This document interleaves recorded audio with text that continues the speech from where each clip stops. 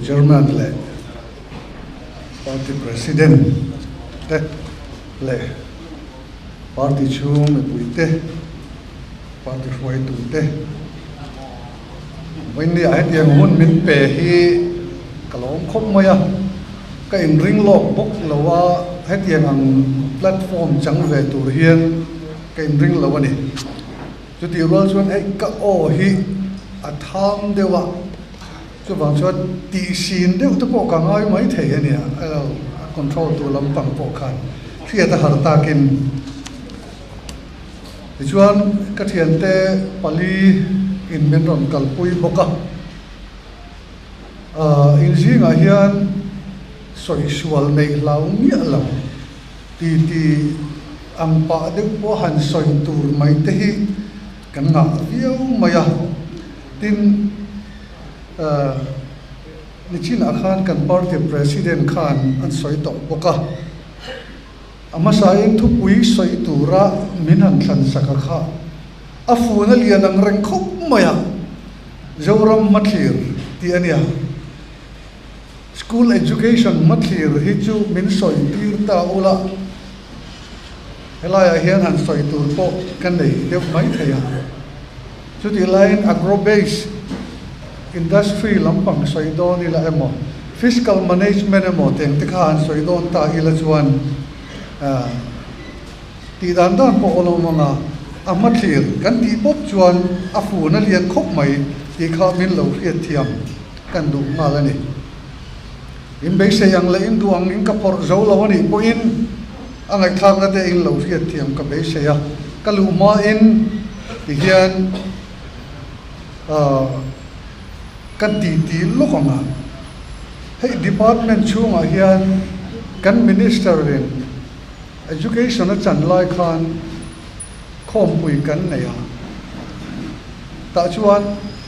ke kha angai thak tak ang khan por huai tu kan nia kan department a hian lem hlet na le hlei nei nei mun a chang thuk le a ke ni ho hian kan su ke nual to a kan su jelanga kan su ke jelang ti ka soya wanglai ni la minan ron headline kul maya anu rei vak lawa chuan le khamoi ka muta kan minister ne na po khan lo fit ngai titlat khan omaniam chu ani dik alo du ren ron boka men ron riat tira explanation kan calling ngai tlatani aruti ron tiro kalau chamang katia phek anxiety nge ka chan ta khao lei nei na le lem le nei na mun chan da na kha ka soi ta nuala ni are ta dai mai chu wang chuan khat yang hun atanga lo in khenel to kha kan nia sual kan do dun le in ka khia khati lai po khan tin faktur fakngam khopin karil ru ka siama social tu social ngam khopin karil ru ka da thina ni chutian kan i lo chuan en diktu din munaka thun po in ka fatian ni po in an tling ani chuan ka da anga an tla ni chuan ka pai ngama ti ang tai deu kan veng te ni emo lam kha karil ru om lova chu wangin voina po hian in ril ru soi om lo in ti po ka soi mai thea president po apal na kala khan lo ani hey kan ti na pakhata a soi karil ru om phou thina chu ei ru khi ka mamo lova pathian in min pek to ka hen kalung oi ani atia ava petam om che ve ti mai theya min pek hi ka mamo to ka kangai ati pathian min pek mamo to ka ngai lung oi pui lo hi mi hring hian tam khop in karinga chu chuan ka ngai tu na min ti var em bokani ti chuan ka thu soi lai chu kan tlajep lokanga hen thil kan soi hian tun lai technology kan sanga kan kata kan du lai te zanin tuna thuna ngai po hian ka thil soi lai ta ka hi min pu angai thak na beng do dik thei to lo ten min pu dan tur chu ka hrenga thawani chu an ni chuan pro or against ang lirin khovel thu soyan ngai thla a an thin lunga hian thu dik lut tur khopin adjustment na om thei to lova khang mi rui chil nei ero kha chuan eng po lo ngai thla in lo soi ma she an zalen na kan da sakanga ramta ne ro chuan ngong an nei vak chuang lawang ti kan ringa chutiang chuanin phak tokin ram veina konga na alo tho na te ka mu pui ve pha a zirtir tu kan lak donin ka soilan ve ngam bok pakhata chu kan minister ania ke hi Paul Hwai tu president kania teacher federation of president kha kan ni boka after kan du na sa em maya sarkarin du an la mai kha athaber maya athiamin akhia in la sheti kha akai hoina noya chuan subject sang la tu ran siam chowa ta chuan kan la ta a chung chu avil phadewa khan ka oma pakhat ma minister tangin chu lo la ve ro o le khathena mo phone mo kan dong lawa ka ngai to le thin hian aro pui ka ti em maya chu ani ina party kai hroina om ang kalmang tur chu muthiam po in kai khia a chu tiang ang chu ani lai khan in party kha khati lai kha chuan in lom vak lo ani kha ka khia ni sarkar na thokin an du an lamai ti te ka khia a kan du kan lak lawin tunga kan lak am kan te na ero chu adik turania kling le thania kan khiat kan lak lai khan nang ni po in kling nia khiat thania khiat te na dang in nei tel ve ni mai the amai ro chu DPC in recruitment dan pa ngai anga alak turin freedom zale na pe in min sa jo chua kan first batch ho kha lo en ula andang lam nge yang ti karing tlatani chu voin hi asoi na tur mun po ni in ka khia a kan soi du ani ti chuan ka thil soi hetiang ang kan soi hian azil tu asoi tu hi a credit pe ka ol khop mai party dang thu soi ngai tha thei khop le in buzol lai luma in sut pui ngengin nang mani ne na thu cha soi tura in som thei kha aro pui ka ti e chu ka soi le potang ka ngai to wang hian sikul din tu pakhat solaya John Maria Stein Memorial School nei tu son angai to wanga school zirtir tu vek thok tha ani a khiat school dang choi moina asiama minam pe ve lawa zirtir tu vek ina midang choi moi kha kan mentality na phaviau lo thina hoina hian political party in party dang chunga rong nei khatiang in som ti ka khiat khan in real ru ka ngai to a zirdu ngai thangam voice in om nei in ka khia alomom ka tia chuan no pang ne na ka lo soi thin he who afraid to ask afraid to learn zot ngam lo chuan ngai thangam lo chuan azir ngam lo bani adoi jepani ti mizo jinga tam takat om khe om ching kan ni amai ro cho zot ngam chuan thilan khiat bel thi voina hian thuro pui tak in ne na soi tur ka khelo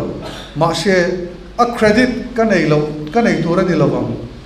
of record ni zok sela chuan ka du phiana achan chu YouTube pa te mo khoi mo lo chua hian a soi thangai mai a e congress ho ajilani a ti te ZPM ho party ina mithu soi tura min som tum khan a om deu to boka kas karil ru ka hethiam baklo off camera ni sela chu ka thu soi tur tam takhi soilan po ka du zok hialin karinga achan chu ani lo zong ngai thlang na beng do dik lawa lo ngai thale chong tu ten anan katanga khoi lai mo tu te mo ka na nan han mang ve khang la nga an phak tok te te in chu lai chu karil ruwa ka ui e ma wangin khatiang kha soi kai lo po ka du hial zo anga amai ro chu voina hian political party tin te tan soi du ka nei zo ka nei ti chuan kan lut tang don to nga kan soi ma chuan hei rong rel na dik du tu te kan han tia adik tu ta piang te ka chu kan pol te in ni mai ti kha kan member te in ding ala ni chu ti rol chuan kan ma hian program kan buat sai do na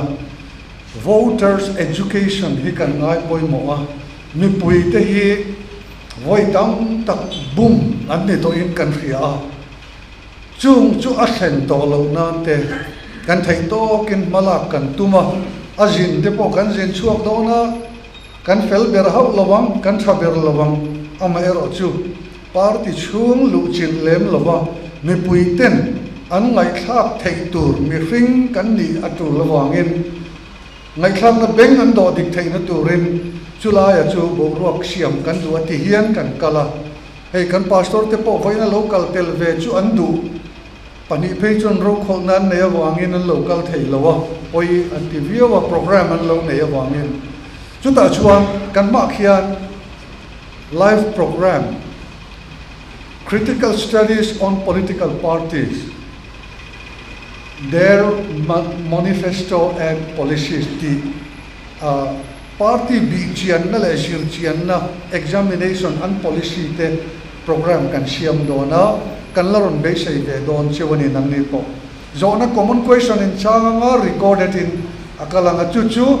nakina chuan kan play anga atak takin an mani an thu rem cha nang chuan party ai o khen lo kala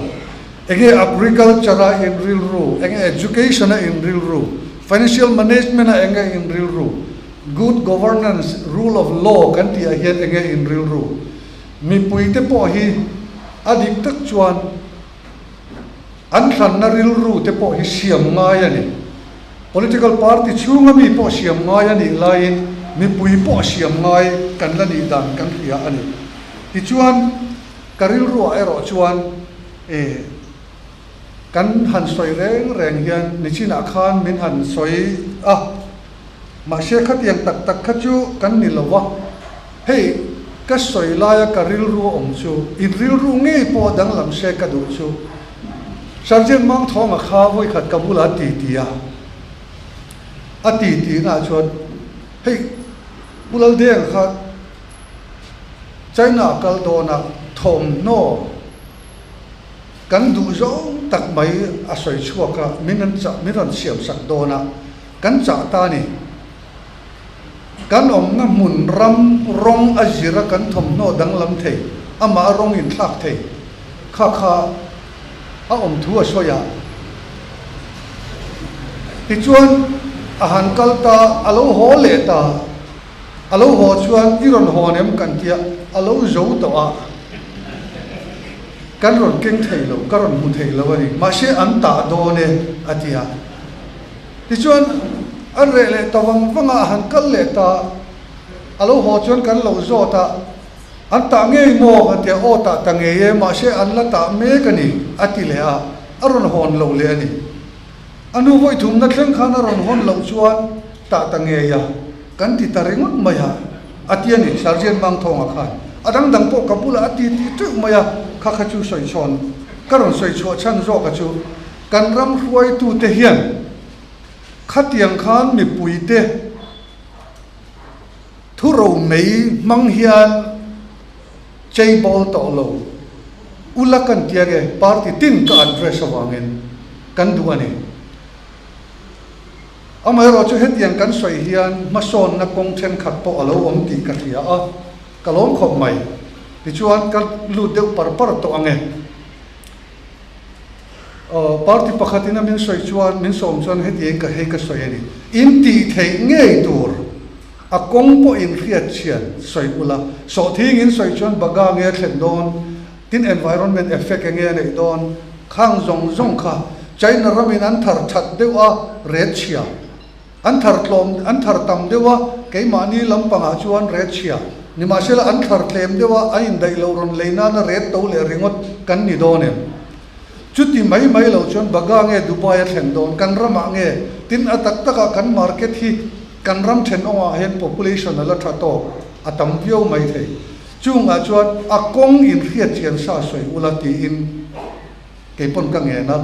emene party jing pakhat a hluai tu ne na chuan ti hian ka soi poka mun kong pakhata achiata wangen kar nunga kan soi du na opposition in ni lai hian in sarkar huna in ti tur hetia bible ang maya in keu tur tu po minister ula in ti tur hilo siam ula atla chopa officer efficient de le competency nei thadu tenamo an ku bele tur minister te hi an omlo de na turin nang ma nin tum fel tak mumal in bible langa in siam tur hi lo nei ra u chuta chon tu po minister sela apoi lo thayani a minister a to lawa a party thila to don ti in kasoya e khaya van tha em ve o atia antum tangei ni po in karia election campaign alo huna kan khia a chumi ma po chuan kan ina ruina ron lu mi pakhata oma hei chu tiang chuan kan ti ta asin ron tia aron soyani avalom em katia sarkar campaign alo hunta kan sarkar huna chuan IAS te kan ron don lawa heta hian bungro kan ti don ani bong in siturang main uama pongai lawin riphat thein engkim kanin peisa ani ti kha kan ngai kha kani kha chu thil kan lo soi to na awang chun pathian ne na polom thu ka soi ka ti kha chu party chu ain buat saya adang po chu in buat saya party pakhat phechon kan manifesto hi research based in kan tiani aron tia chung po chu nakina kan lo la examine ve don kan thiam pak tokin ati thei tu le thu ber kan ni lo ma she kan voters te hi reality omin nakal don em ti educate kan duwa zirpui kan duwa ni chu tiam chuan zoram ma kan thlir na ko ma hian kan soyang te policy siam thei ten mi in lo beng khon sakawangin lom thu ka soi ma sa ne ole mathlir chu zau ti chuan kan mathira chuan churama chuan sotlanga son he ram hi ka zuan kai pui don ani ti nei pen pon tu ten ram an hruai na muna chuan kan lo thleng to ani kan lo thleng ta a ka ti in ka soi don ani chumi muna chuan mi pui chuan lo dang lam to ani mani masial thankin lir ho te po chu an lo in sa seng zo to a ram mangai na ril ru tak tak nen mi pui dang lam kara chuan an lo ji chuak to a mi pui kha an bei dong ringot lova an har ringot lova ke pen na lam tur an khe thei ta a aro pui tro alo momani chumi muna chuan tin hruai tu su khlek le pan lam zir dan kha an thiam to ni trong kam varak tui thiam ma thu soi le ringot thi dang ho kha an ngai ro pui to lova thu ro mei ka ti akan soi thu cha a po chu a thlen na tur a tak tak ground reality o mem ti ngai tu na chang an khe to ani tin political party te po chuan an sarkar siam tur lim thla chu an party chunga chuan a omani ti khria in an party jok in siam thra in an sarkar tur siam tur lim thla chu an khethiam to a chutiang lim thla chuan an party chung administration an kalpui to ani chu a hawa ta khop mai a kongero chu athuya ni ma sela chu muna chuan kan thleng tamiau sia kan ram chu nuam to ani mi pui ten chan vo an nei to a chan ai an nei to ani tin an soi ang an ni to thena ni mi ring hian ti ang kan ti chu har sat na to po omani lo chuan ka ti ang an ti chu an ti to thena ni an ni chuan political party te po chuan kan ni don an ti lo an ni to ani kan dang lam don an ti lawa an dang lam to ani an phak ang chin china an mi zia an party chung ril nun azir thei to a với này hiện đang làm tum in nia in siam thật mét po in soya alom om po kati party chen khat pon đang làm tum taka adin zor na po om ma senga tinge an tum reng an tum chung in khuwa tlai palang kia la oma karil ro om berzo kachu lekha zero kan tia dulo pauthum ka pas ma chuan ka zirlo ti te po kha a an thei na lai a um the ni ro rel na chan chawa dang lam tum in ni chuan in ni phak tok tok anga i dang lam ngal ani lo chuan i chan huna in lim thla tur alang tho pui sarkar kan dinang in ti chuan in thei tok tok ka in MLA ten chu mi in kuta thil ti theina oma tang chuan example set ani chuan lo chuan vatok dang ang bok in ni tho an ni tho ti kha kan riat tur ani to a chu muna ero chuan chu tiang chu ni to lawa kan dang lam don ti lovin an dang lam to thina ni ti chuan voi khat dot pachal ril rufim taka an soi to chuan kan ring to ngai lo mi puyan dang lam to ani tiro ta chuan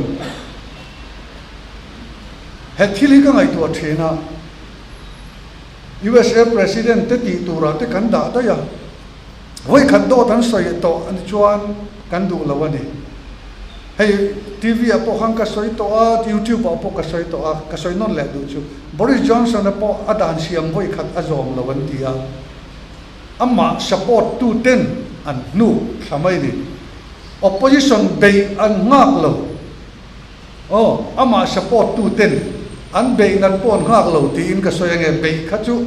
an bay tho mai theya chu wang chuan an ma ni chunga jok kha ni doreng mai khoi tu an nei ani chuan voi khat do ta soi na chan san siam saka ado zel ani chuan a party chung mi te thiam lo ani thei chu tiang ang chu kan nei to lowa dot pachal soi ching ang chi chu mizo tonga email tha thalem lo po mo kan tiang deu hi chu thu dang ani hei po hi pum pel thei khop mai oxygen he mail fakhan po hi i tha mo ti kha kan lui vur thin ti ria in kan in fak thin ani kha amaro chu khat yang zong ni lo min pui na an chiat an that an dam kho chua tak tak theina tur tan po a dot pachal dik tak soi du ril ru fim tak politician kan mu thin ang hi anon to lo chu mun a chuan hi chuan kan MLA te chuan adik tak chuan an ti tur an khe to ani an khiat na chan chu mi pui chu mai mun a mi pui te chuan tu nge an thlan don an khe to lo voina chuan Nehru kot chei mi zo chok ha in ro rel na muna chuan an mutlu ral thei mai thei ni ma sela chu muna chuan ani to lo voina chuan MDM kan tiang o zai lam ani boka music domain mizoram foi tu te ai chuan MLA hi an fing lo zo kem mi o kati enga tinge kan context milin hausa dan an siam khat lo enge ei ruk na kan soi renga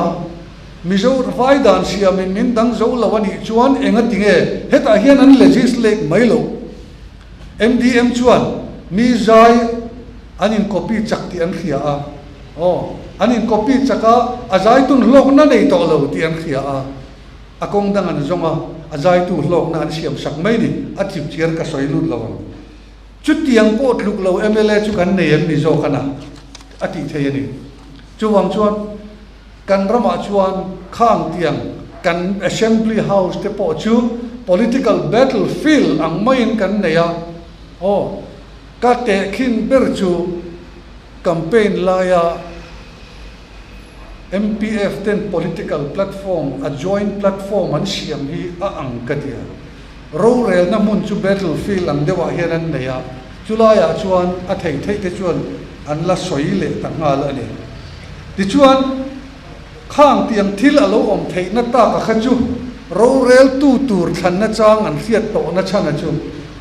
tun din buna chuan an than lo na chana chu mi pui hian abia kanwa abia kanwa ma kanina lo luta chome chokan ela ya ron nang fu chome ron ho ve mai sin abia kan nuam tak tak ani chiat ni thak ni a polo kala atia hemi chungchang thua hian kan president thu soi hi ka therang mi chiat na vor top le lungai na an tor laya vote zongril ru ne na lo thut ve hi anun ron thak le ka tiani ke chuan atia ka chin chiat la tan karil ru chuan thu dik china chuan ka soi zel thawang ka ti kha khatiang ang ril ru kha vote zong tu ina apan to kania vote lo pe tu tur po ina alo te na ani miawa wangin anin dor to na hetiang MLA hi kan nei pha lomani an ding mun ka ngai tu hian mi pui po hian kha mi din mun an thlen ma kha chuan an din mun an thlir le hian kan lo wa a mange o an ti ve to masial na kong dikan kheto a tu em poisa lo la ka amma ina rei lo te dam mo hitlan voi khat dam lo po dai lo tura lung oi thina ka mason na kha an tang rual to a an chang rual to boka tang rual bok khatiang kha an ni to ti anin khiat na zon na tangin ro real to dik an thlang thei to ni chu an thlang thei na tur zon chuan ke ni hian party po na tangin kan be zel bok don ani ti chuan kan soi peng le lo kan chu political party te danglam na atheng to kan ti la ya kha vo in kan hun liam lok atanga te chuan he political party lo danglam ta a hi mak in tingo tang karin achan chu noi som thum le pani chu mi thama chon ron daro chu bi lo chon kan tan campaign ngai na to lo tia candidate ne te rok na rem chang zong kha aum the ni he hun in thlan don lai takhi an bu lu chu ve na huna ngain chu tiang chu block ruai tu campaign committee ruai tu unit ruai tu dang mani party ming anga te po e juk soi rem mai the hei hi a omani an ne na ku ta lu to tak tak kha voi ne hian mi pui kan pu tiro poisa siam ngai kan ti tiro candidate ni tur chon house ka ngai tiro party tina khel lovin chu ka chiang ami ring soi tur kan lo ti po ka hia ti na kabula an soya wangin thana ka liam pui tur po aniang ma se a chiang ero chu mi house candidate an mamo tlang pui mi house candidate an mamo na chan chu an block ruai tu ten kan cái ni party về hi kan tling zo tak tak lawang kan pu he ip te thuk ve dewa ati ngai na tak tak om lo an tia an thut ngoi to chuan ama party nge nan soi to chuan mi pui chik lo te chuan ti ngai nan kha to lo mai ani chu mi hu na cheng mek te chuan an om dan an du to lowa mi pui ne na thleng tak tak chu bu phurna thing phur sakna so chiar pirna dam lo kan na klem ti hi a thleng ani mai ani na tak tak a chuan unit block party chunga mi te theu in ni nang ma ni big ni lo hian in candidate te rok na chance a mang in omang ti ka ringa ka khet hoi boka chu tiang ang chu an sim to ani chu party chunga mi te po in an sim na chan chu an party hoi tu a rin na an kat to ani an party hoi tu a rin na an nga ngam lo na chan chu a hoi tu a tling a tenge po in an ma ni tan na an thoka an thok kep thailo wangin ka te khin ber chu kapu in a soi pakhat friends raman kal dona fiam thua an soya tak tak thleng nge ka helo phai phe a vai bal la chip chuan a lo kala an trong thiam vak lo ho kha chuan an tian choi thak sakan ei tamo vai pa mang ang khan ti ngai na kha si lo an ei zo tang yel do ni na ria rang deu de ne ei ve ta ma ya ti kha karil ru hian a voinia kan party system le kan kal manga khan kan candidate te kha an lotlin vele party mi te tan an lata a an tan na an thok thei to lo ni to ti an khia da wangin bu lu an lo chu ve kha chu a om mai thei an in siam thata ani chu mi mun ai ro chuan an lo dang lam to a party mi le block roi tu te point an party roi tu a rin na an ngat to a ani na tho hian kan rama min khai rualanga kan trang rualanga min khai rualanga ma kan son rong kan trang rual don ani ti kha an khe to a rin na an nga to wangin chulaya chuan chu rama chuan kan lo lu to don ani ti chuan leader in ma alak na zone dik taka chu ta chuan aum thei amma ero chu heng kara hian zirngai tak kalkonga harasa deu ti an nei ve leadership apoimo kan ti em lai hian followership hi zirve ngai ani ti ria in anin zir chok the ni hey nakni hi engani party sang khati huai tu thar nei india problem in nei ka khe chi alo a zong zong in mun sang sanga te ka thoka zai pol kan huai thina kan in thak reng reng hian amalama mi te kal da nanga kal min kal tir tum to khi chon om ve fo thina headmaster kan ne mizo high school kan ni po khan ka teacher te po kha promotion decline kal du lo kha ka bulan lo ma rammo hian ti maya han tiang ti mala ka ti don lo te hian tia khat yang te nen khan kan han tho ho chuan an lui anga min kal tir du tum hian om ve thi amai ro chu headmaster kani chuan headmaster thaber ni katum kani le ni lo chu thu dang ni ro se conductor kani chuan conductor thaber ni katum Abraham Lincoln po kha enge han soi ka thia ka chiar lo apa yin sweeper ni pon New York ka mun phiat thaber ni la ka lumo ya de chu chief minister po hini la chief minister thaber ni katuma thaber chu khoya changin ami puite tan party president thaber party member thaber ni turin voina hian in ril ro siamula pathianin an talen nei mek kol tipung du te a hoi san mai lo tak ati pun sakang cheuti karengani ole chumun kan le thinang kalut le thin zo kang chu political party te chu anan campaign don ta bodai alo om le ta alo om le tu an hun an clear le ta an du lo an nol pakhat chui yani sum manga thangkam kop thiam te kha anom to lo chu in khia ang te ro ka ria chian bal pakhat mai chu zirtir tu common room a hian pakhatina report thu min khila kan poisa chu thok thange mai a chu nuai thum chu nuai li chu nuai nga chu nuai ruk atia an minga soi khia thei voina ka soi chu alo di kam party rang thiau pathuma mi te kha chu tiang chuan an lo tiani thangan kam kopa leiba nei sa MLA an lu na chan chu nia khalaya khan ana lo tur atho angai le thin chumi mun ero chuan chu tiang mi te chu an om to lo mi puin an no to ti an khia a party point khatiang tel lo khan a campaign thei to a mi pui point examination chiang tak nein a chele thariat na thiang tak a thang thei to a chu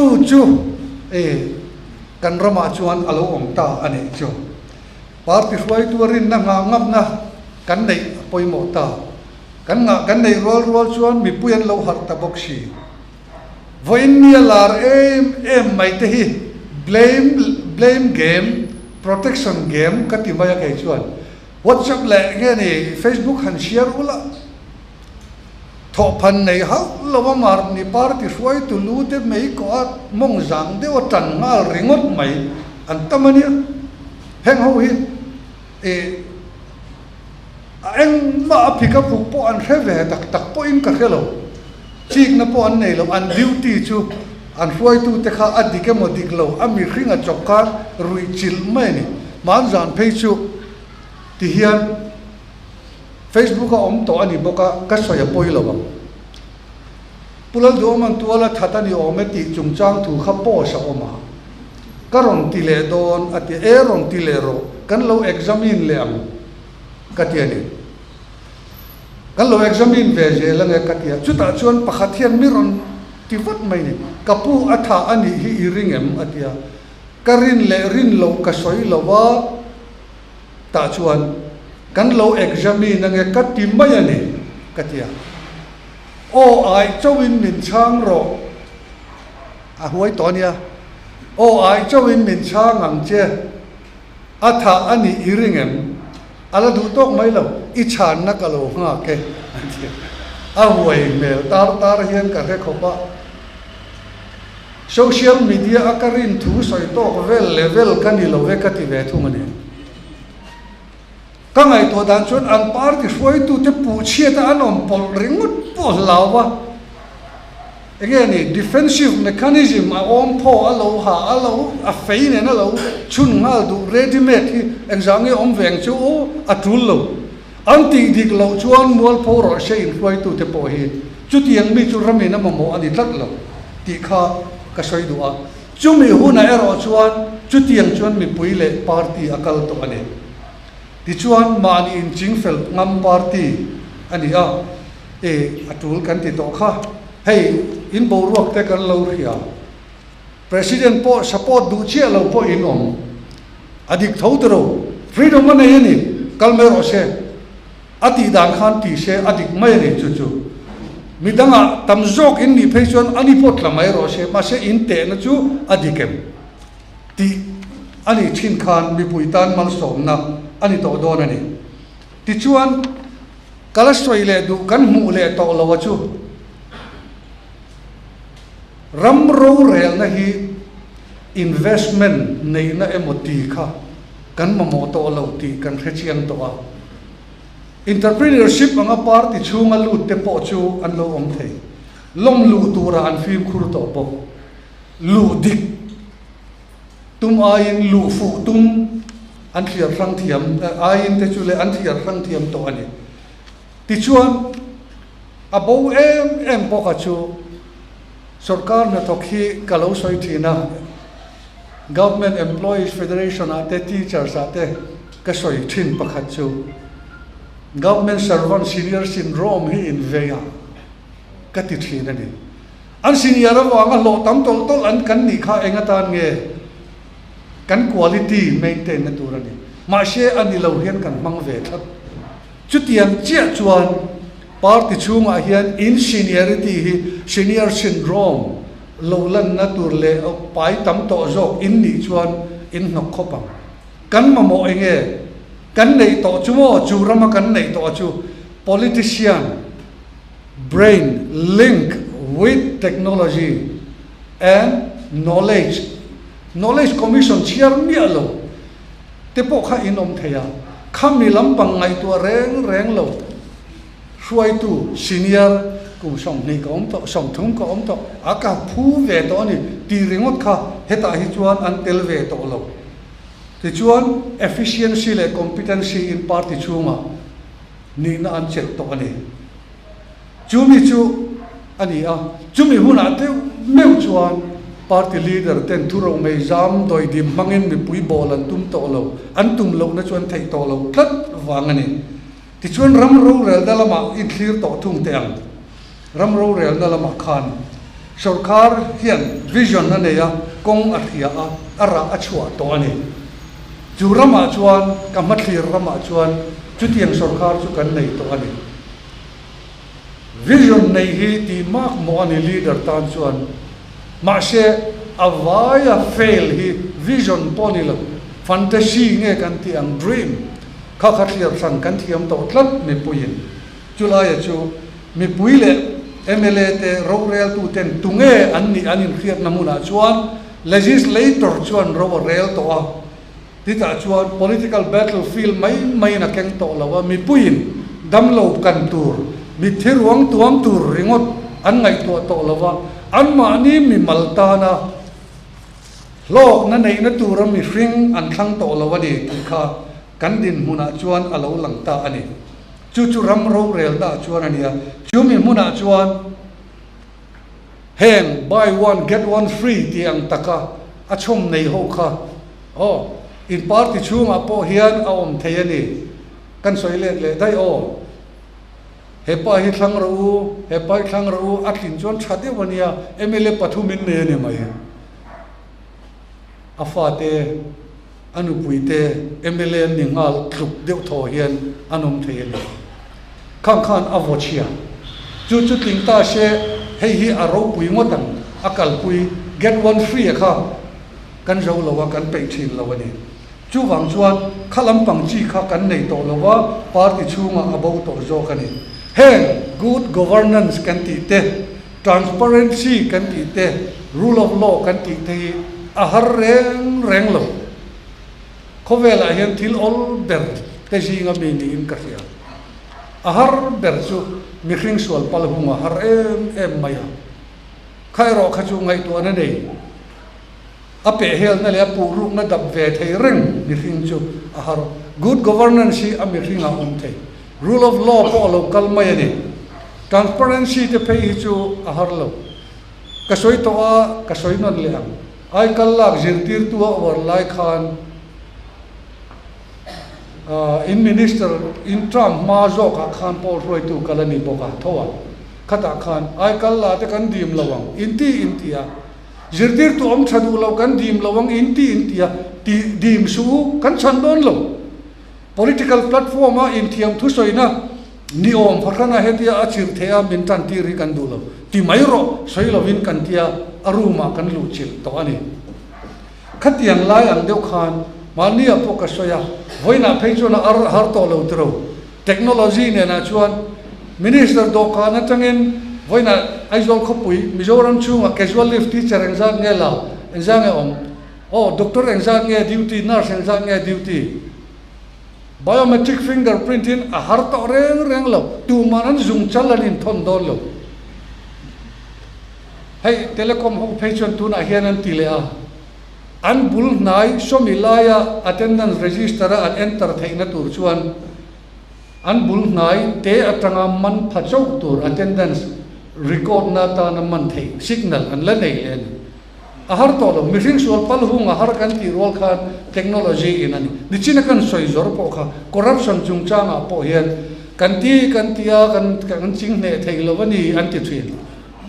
kan ne thei lo lai tak mong pop lai thol turin rules vai dan siam sa ba angaya ni chuan ngangen siam mai lo diktakin department hian transparency du tak ni se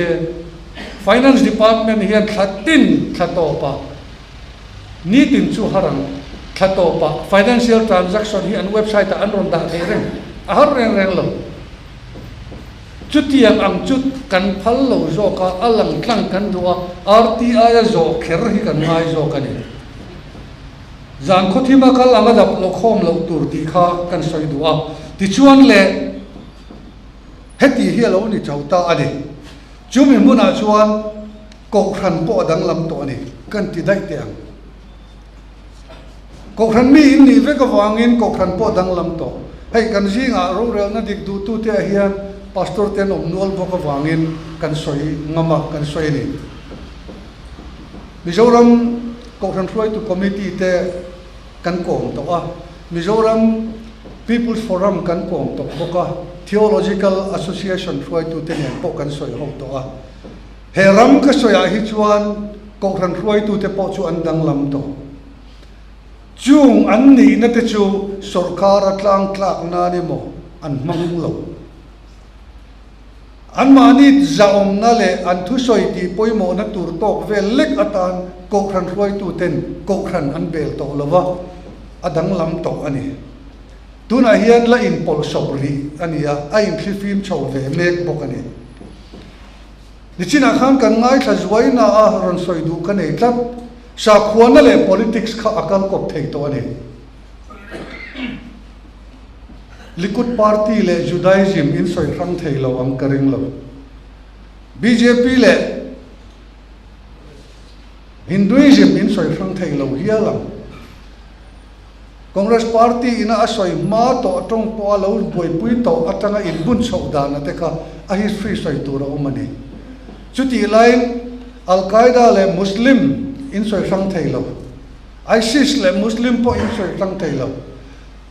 enga tinge Christian na le Mizoram sarkari asoi rang theyang pulpita an soi ti in nang ma ni in midang soi ve in uya an ron soi lekin in mong an lim don ni in khia in lo in khu vat thi an soi ve in oi lo politics chu nang ma ni te in khurbin pui in tuma lo soi ve election pensioner adu to ka soi ve kal to ani lo le pastor ani ya upa ani ya khang kha lo soi ve tur ani lo amang ani chuan heta kal mai ro se te in han tia heng hi chu nang ma nin he politics hi chu tu ma kung mu lowa dar thalang pin dan chung san control ina bel veka thut pui khurbin pui in tum na mai mai ani ni ma sela chu huna chuan in dang lam to awangin khat yang khani to lovin party po chu alowin siam dang lam to a ko khan sa khuana le pulpita po political platform a po thu cha ngai reng Christian na chu sarkar na pathian lal ram kan ti khoi tang ma in be sai nam lo isu nei tu lala athut na muna khan isu alala isu ram lo khenga iram lo kheng ro sa ti in di la ni ti chuan kan ram din mun chu afahan tha em tro chu tiang ram ro rel na chu kan nei ta sia ta che chuan pathian min hu chan chu ti soi soi ngai to lo Reverend Wallo nga kan USA athu soya khan ka hereng thi Mizoram is sandwiched by Bangladesh and Myanmar sandwich changa alaya chome thil dang a ang khan Mizoram chu changlaya angin a oma Bangladesh le Burma in an karchia India ring lo bi te lo bokani atia chumi bura chuan zalen takin kan nang the voin ni a hi chuan kan thian te sarkar na an pensiona kan Christian na an od reng lo kha apoi ka ti a khe om ka ti thin lai ani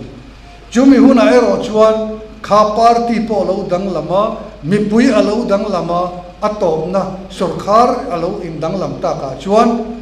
a san pa mo ti lovin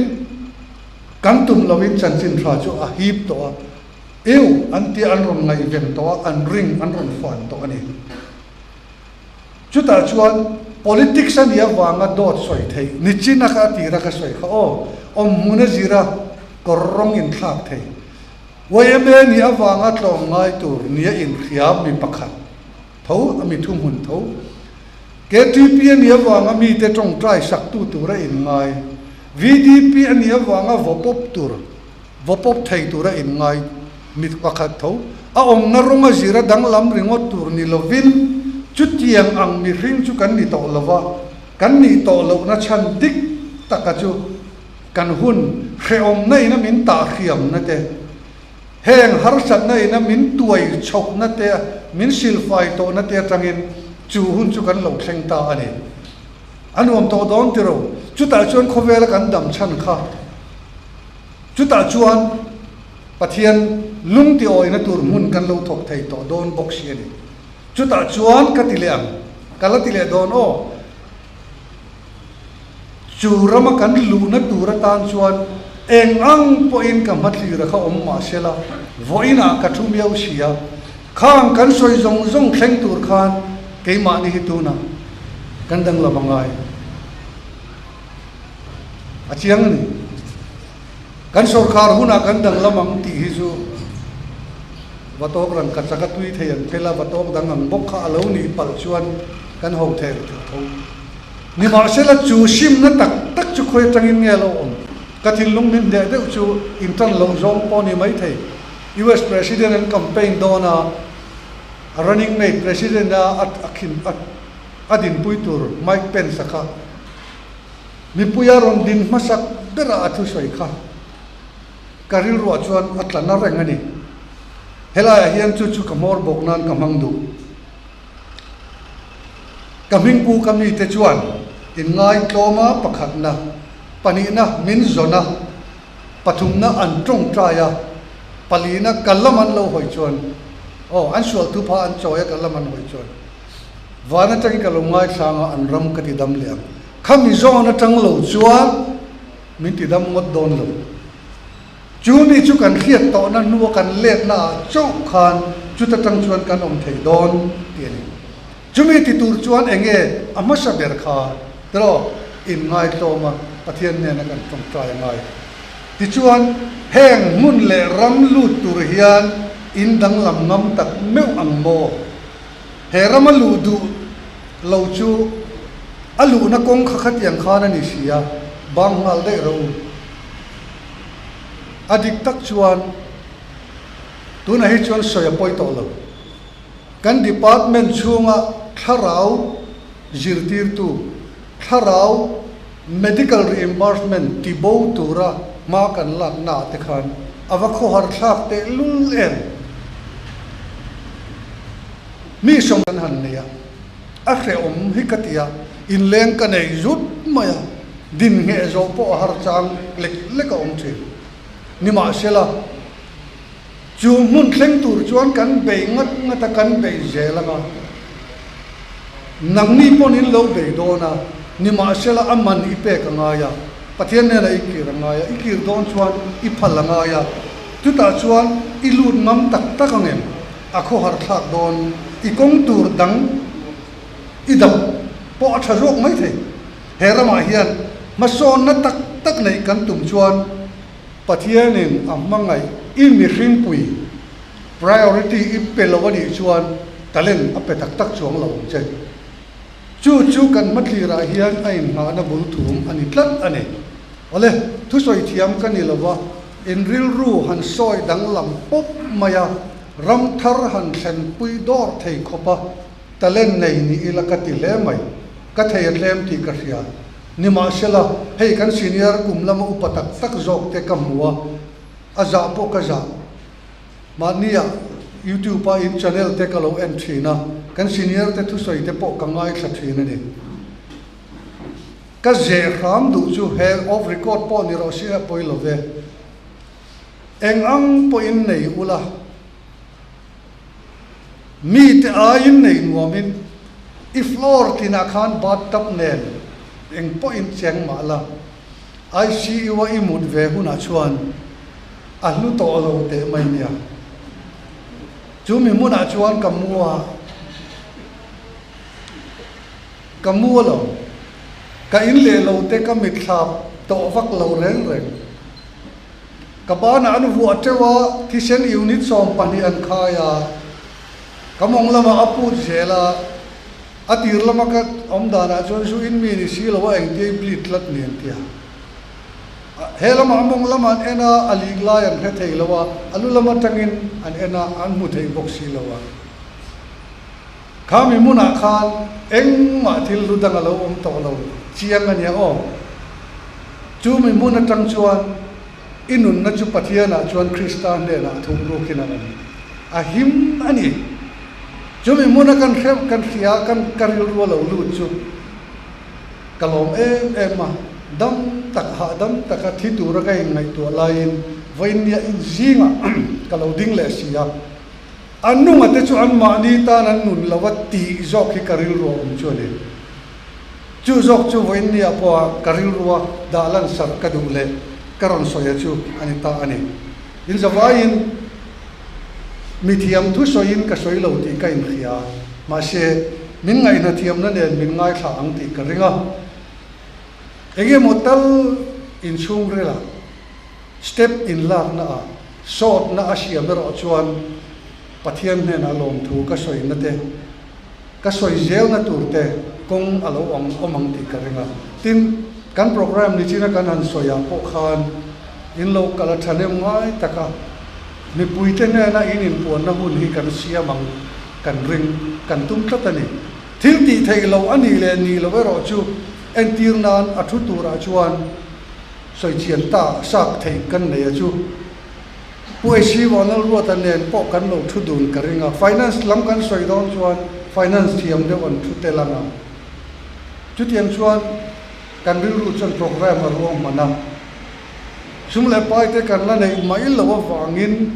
lekha kan la pengam lo chewa kan nei trep to in kan khia a chu lam po chu kan soi tel bok ani